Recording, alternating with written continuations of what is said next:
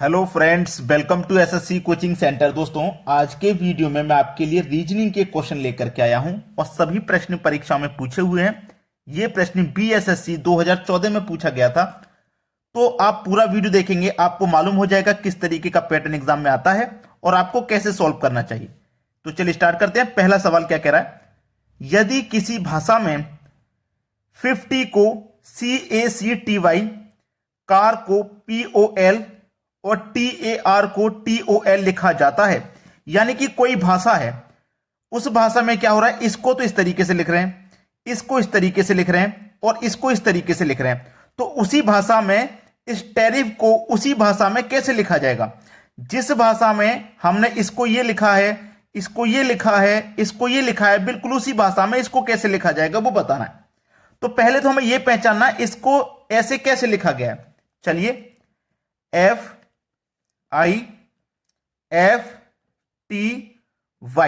यही तो है। इसको क्या लिखा गया, ये लिखा गया CACTY, सही है। चलो, CAR, इसको ये लिखा गया है POL, ठीक है, इतना क्लियर। इसको ये लिखा गया है TAR को क्या लिखा गया, TOL लिखा गया है। बिल्कुल इसी भाषा में इसको क्या लिखा जाएगा, TARIFF।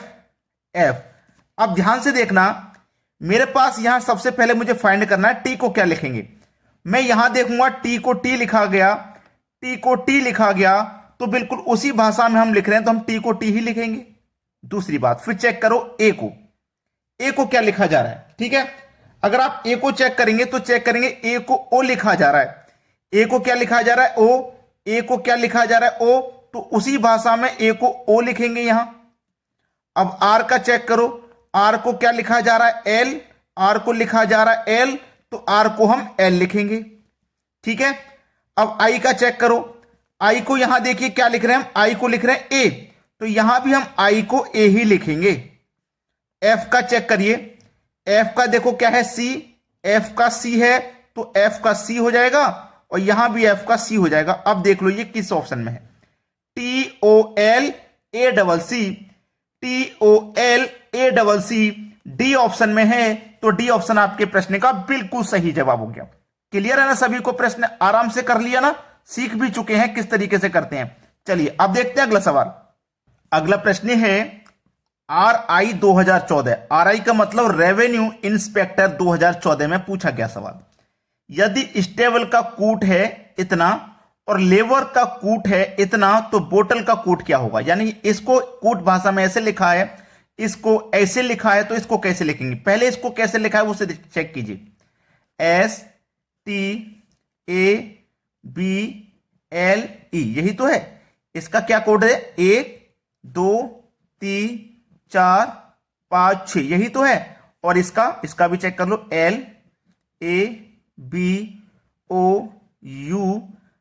इसका कोड क्या है, 5 3 4, लिखो 5 3 4 7 8 9, 7 8 9, ये है। अब पूछ रहा है बोतल का कोड, BOTTLE। अब चेक कीजिएगा बी का कोड देखिए यहां कितना है, 4। बी का कोड यहां 4, तो बी का कोड यहां भी 4 हो जाएगा। ओ का कोड देखिए, ओ का कोड कितना है, 7 है, तो यहां भी ओ का कोड 7 हो जाएगा। टी का कोड देखो, टी का कोड कितना है, 2 है, तो यहां भी टी का कोड 2 हो जाएगा और यहां भी टी का कोड 2 हो जाएगा।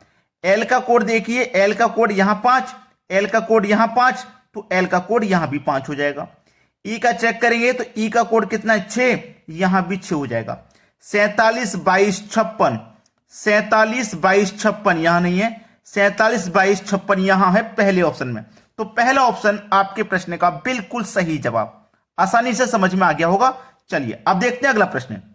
अगला सवाल है MPPSC 2016 में पूछा गया, बहुत ही अच्छा सवाल है ये x का मान फाइंड करना है, यहां पे कौन सी संख्या आएगी ये आपको फाइंड करना है। तो प्रश्न को चाहे तो आप ऐसे सॉल्व कर लीजिए, चाहे ऐसे सॉल्व कर लीजिए, और चाहो तो ये पता कर लो कि आपका ये बीच में 9 कैसे आया, ये 12 कैसे आया, उसी तरीके से एक्स का मान फाइंड हो जाएगा। चाहे ऐसे कर लीजिए, ठीक है। इन प्रश्नों की आपको बहुत प्रैक्टिस करनी होती है, तब जाकर के आपको इनका हिंट मिल पाता है कि डायरेक्टली एग्जाम में जो क्वेश्चन आए उसे एक बार में पहचान पाए कि इसमें क्या हो रहा है। इसके लिए आपको प्रैक्टिस की जरूरत होती है। ऐसा नहीं है जो जो संख्या आप पढ़ के गए हो बिल्कुल वैसा ही आ जाए, संख्या कैसे भी बदल के आ सकती है एग्जाम में। चलो देखो अब इस प्रश्न में क्या हो रहा है उसे देख लीजिए। देखेंगे ना आप पहले 19 को और इस 17 को जोड़ेंगे।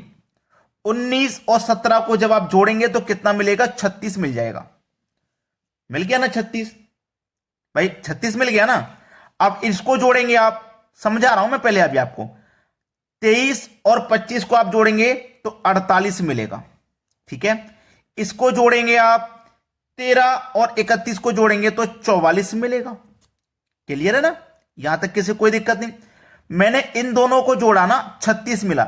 अगर इसमें 36 को 4 से डिवाइड कर दूं तो 9 बार में डिवाइड होगा, बीच में मेरा 9 ही तो है। इसको भी अगर मैं 4 से डिवाइड कर दूं तो कितनी बार में डिवाइड होगा, 12 बार में, मेरा बीच में 12 ही तो है। अगर मैं इसको भी 4 से डिवाइड कर दूं तो कितनी बार में डिवाइड होगा, 11 बार में, यानी कि x का मान 11 हो जाएगा।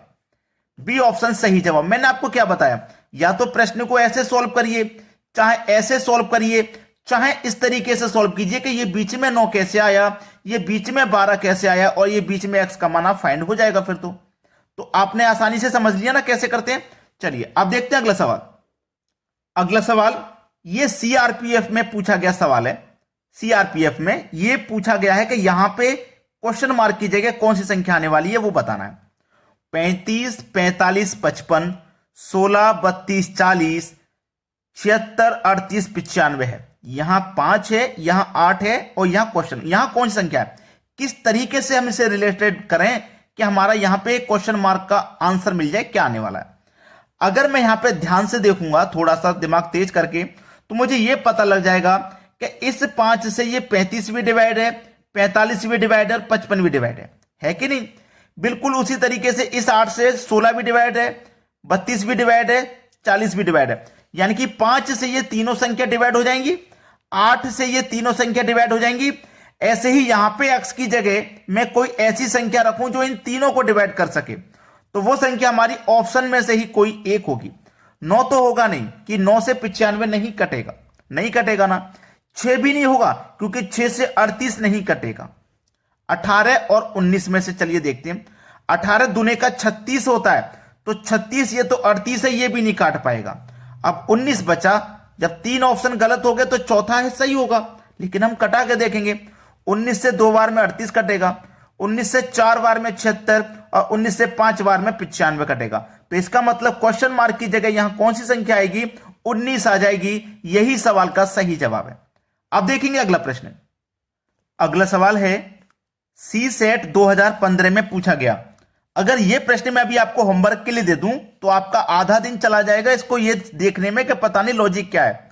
आधा दिन तो ऐसे ही चला जाएगा, समझ में नहीं आएगा क्या होगा, और हमें यह बताना कि यहां क्वेश्चन मार्क है, यहां कौन सी संख्या आएगी वो बता देना है।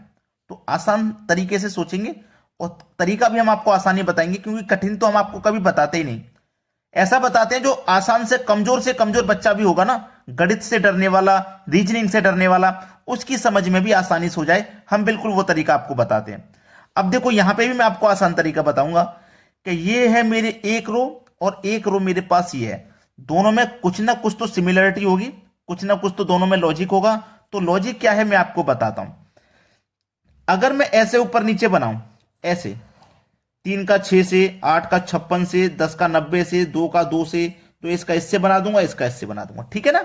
चलो अगर मैं इस ऊपर वाली संख्या 3 है ना, 3, अगर मैं 3 का मल्टीप्लाई 2 से करूंगा तो मुझे 6 मिल जाएगा, नीचे वाला 8 है। 8 का मल्टीप्लाई अगर मैं 7 से करूं तो मुझे 56 मिल जाएगा, ये वाला 10 है। अगर 10 का मल्टीप्लाई मैं 9 से करूंगा तो मुझे 90 मिल जाएगा, ये वाला 2 है। अगर मैं 2 का मल्टीप्लाई 1 से करूंगा मुझे 2 मिल जाएगा, नीचे वाला। तो कुछ समझ में आया। मैंने इस संख्या का मल्टीप्लाई 3 है ना, 3 से 1 कम से किया यानी कि 2 से। 8 है, 8 से 1 कम से किया है 7 से। 10 है, 10 से 1 कम करके किया है 9 से। 2 है, 2 से 1 कम करके किया है 1 से। तो यहां पे मैं कोई एक संख्या लूंगा और उसका मल्टीप्लाई 1 कम करूंगा तो 20 आना चाहिए, 20। तो मैं यहां क्या ले सकता हूं, यहां मैं 5 ले सकता हूं, 5, और 5 का मल्टीप्लाई 1 कम यानी कि 4 से करूंगा तो 20 आ जाएगा कि नहीं आ जाएगा। ऐसे ही मेरे पास 1 है तो 1 से कम यानी कि 0 से मैं मल्टीप्लाई करूंगा तो 0 ही आ जाएगा। तो इसका मतलब यहां 5 आ जाएगा। ये तो क्लियर हो गया। क्लियर कैसे हो गया? पहले ही ऑप्शन में हमारा 5 दिया गया, सही जवाब है। अब आसानी से समझ में आ गया होगा सभी को कि इन प्रश्नों को कैसे किया जाता है। चलिए अब देखते हैं अगला सवाल। अगला सवाल है यूपीपीएससी 2016 में पूछा गया। आपको एक स्टार नजर आ रहा होगा और यहां पे एक संख्या है x, इसका मान आपको फाइंड करना है। चलिए ये प्रश्न मैं आपको करके नहीं बता रहा क्योंकि ये प्रश्न मैं आपको होमवर्क के लिए दे रहा हूं।